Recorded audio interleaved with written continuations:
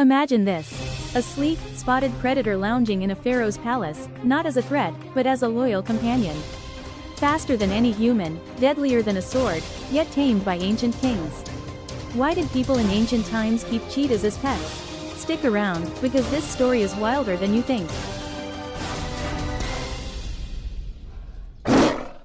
Cheetahs weren't just wild animals, they were status symbols, hunting machines, and even spiritual guides.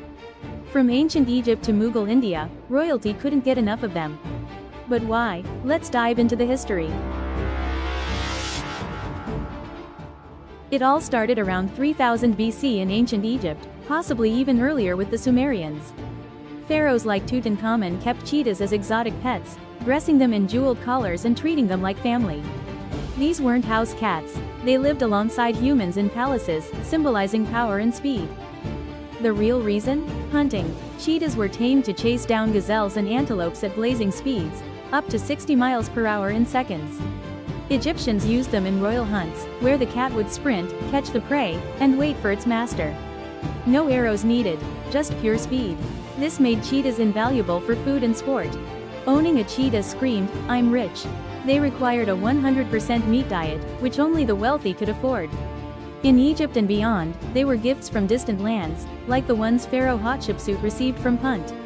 Royals paraded them to show off their power and exotic connections.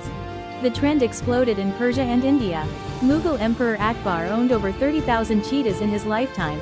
That's more than exist in the wild today. They were trained to ride on horses, conserving energy for the hunt. In these cultures, cheetahs were royal protectors and hunting allies, often with their own servants.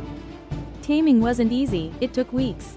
Captured from the wild, since they rarely bred in captivity, cheetahs were tethered, tempted with food, and trained over a year not to harm their owners.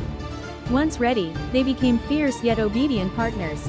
Beyond practical uses, some believed cheetahs carried souls to the afterlife faster.